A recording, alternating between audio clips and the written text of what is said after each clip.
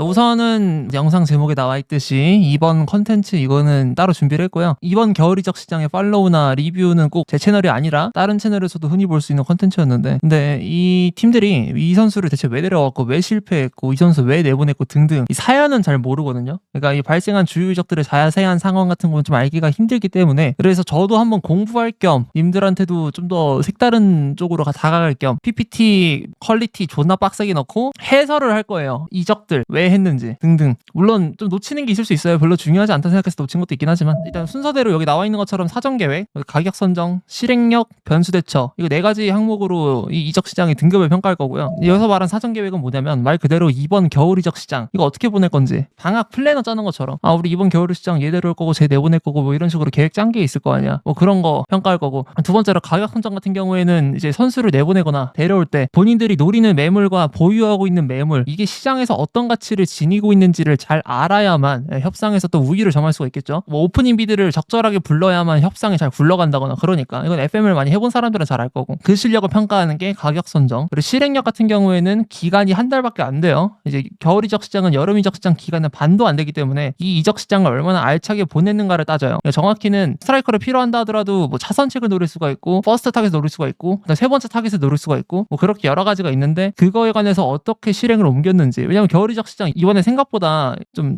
보강에 적극적으로 나서는 빅클럽들이 많았기 때문에 경쟁이 치열해. 그래서 특히 이 실행력 부분에서는 굉장히 중요하다고 저는 생각을 해요. 그리고 마지막 항목인 변수 대처, 이거 같은 경우에는 이제 하이제킹, 돌발스러운 개인 합의 파토, 뭐 메디컬 실패 뭐 등등 여러 가지 있겠죠. 아니면 뭐 자기 선수들이 부상을 당한다거나. 근데 이 문제들을 어떻게 해결했냐를 따질 거고, 그리고 이번 컨텐츠에 쓸 평가 등급들은 총 5개, A, B, C, D, F로 구성했어요. 아스날을 어떻게 평가할 거냐는 질문들을 좀 많이 받았는데 이렇게 평가하면 됩니다. 자, 아스날을 일단 첫 번째, 굳이 라는 스탠스를 취했어요. 그러니까 우리가 돈이 많아. 2,700억 원을 지출해도 PSR을 준수할 수 있을 정도로 아스날의 재정 상태가 대단히 좋았어요. 그러니까 이제 빅리스크 다른 클럽, 맨유랑 토트넘, 첼시에 비해서 워낙 거의 리버풀이랑 맨시티 체급급으로 PSR 정부가 너무 좋았지. 근데 이게 좀 의외인 거는 아스날이 돈을 안 쓴 구단이 아니거든요. 진짜 존나 많이 썼는데도 불구하고 와, 이렇게 장부 관리가 됐구나 라는 걸 좀 알 수가 있어. 게다가 아스날 같은 경우는 또 이 주급 부담 액수가 되게 높아요. 높은데도 불구하고 얘네가 리버풀보다 주급 체계가 높을 거거든. 그럼에도 불구하고 이렇게 흑자를 냈다는 거. 근데 흑자는 알겠어. 그럼 여기서 이제 돈을 써볼 생각을 해야 될 거 아니에요. 그래서 이제 아스날이 타겟팅을 한 곳은 정통 9번 하고 레프트윙. 근데 정통 9번 같은 경우에는 제수스가 처분되지 않는 이상 겨울엔 계획이 없었다고 하고요. 그리고 레프트윙 퀄리티에 대해서 의문부호가 제기됐으나, 근데 온스테인이 봤을 때, 온스테인이 원래 아스날 내부 기자 출신, 내가 하도 질리게 말했지만 BBC 때부터 아스날을 계속 팔로우를 했고, 아스날의 압도적인 1티어가 아니라 그냥 0티어라고 봐도 되죠. 온스테인 피셜로, 그런 온스테인 피셜로 아스날이 이적 시장이 너무 소극적이었다고 해요. 움직임이 없었대. 그리고 지금 9번하고 레프트윙 따졌으니까 마지막으로 FA로 풀리는 2명의 CDM, 수비 뎁스의 질비한 잉여 자원, 이거 어떻게 처리할 것이냐, 뭐 누구를 어떻게 데려올 것이냐, 이거 얘기를 이제 아스날은 했어야 됐는데, 우선은 가격 선정 되게 애매했어. 그러니까 뭐 적극적으로 노린 매물이 없어요. 없다시피 해. 그래서 이걸 어떻게 제목을 구성을 해야 될까라고 좀 머리를 많이 싸매 지었는데, 나와 있다시피 가격은 여름이 되어야만 알 수 있다. 겨울에 소극적이었기 때문에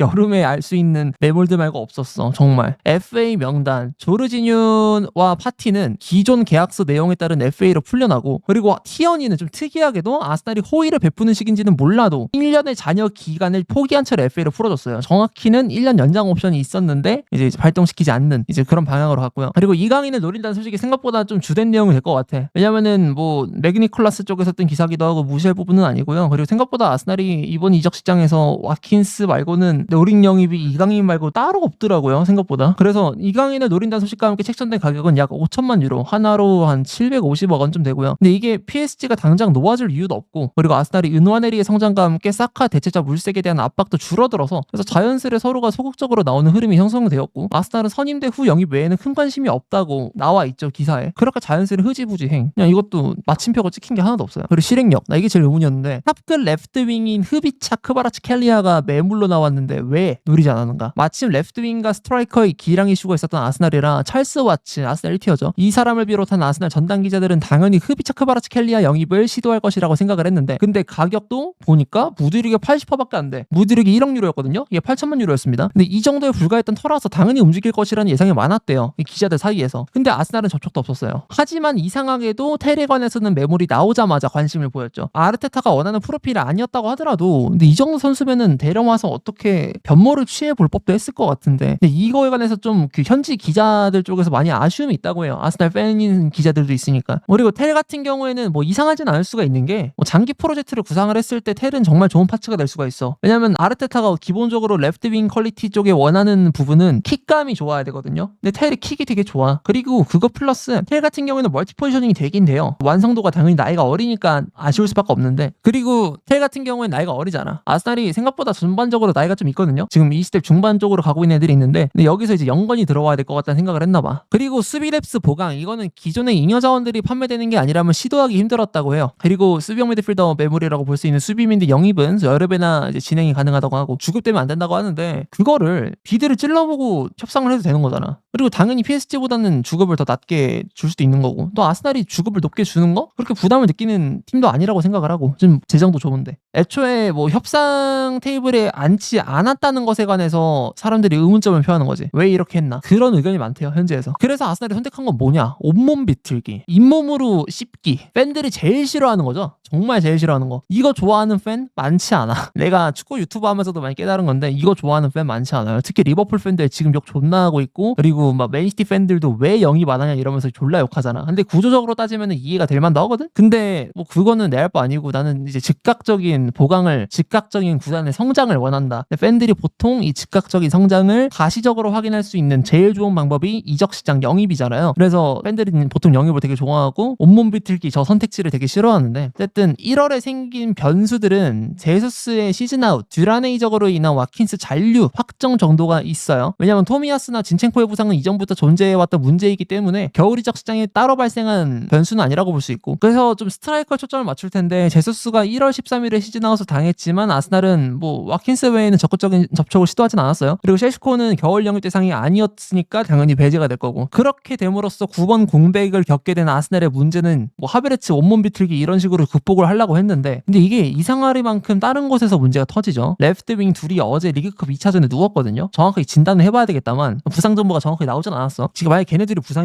만약에 부상이면은 아스날 진짜 좆되는 거거든요. 그러니까 뭐 스트라이커가 됐든 레프트 윙이 됐든 뭔가를 데려왔어야 되는 결과론적인 그런 잣대에 놓을 수 있다는 거지. 그냥 과정론적인 시선에서는 굳이 데려올 필요가 없는 데라고 생각할 수 있어. 근데 공교롭게도 이적 시장이 끝나자마자 이런 변수가 생겨요. 여기서 은하네리가 무조건 안 눕는다 이것도 보장을 못하는 게 은하네리는 프로 레벨에서 이렇게 지속적으로 선발로 기용된 적이 없어요. 있기가 힘든 나이지. 야말이 미친놈인 거지. 그리고 그 대회의 수준, 그 프로 무대의 수준은 프리미어리그 전 세계 최고죠. 그 대회를 치르면서 한 번도 부상이 없을 거라는 보장을 할 수 있냐? 못하지. 거기다가 반대편 윙어 스털링이야. 3월까지 어떻게 버틸 것이냐? 이거 골치 아파지죠. 게다가 뭐 스트라이커 쪽에 확실한 해결책이 있냐? 그것도 아니야. 스트라이커도 온몸 비틀기야. 즉 공격진 세 자리가 다 온몸 비틀기가 될 수가 있는 사상 초유의 사태로 갈 수도 있어요. 물론 뭐 트로사르랑 마르티넬리가 부상을 안 당했다면 뭐 금방 복귀한다면 해결될 문제긴 한데 근데 그 해결마저도 완벽한 해결이 아니기 때문에 아스날은 걔네 둘이 부상을 안 당하더라도 아직 머리가 많이 아플 거예요. 그래서 준 등급이 무엇이냐? D입니다.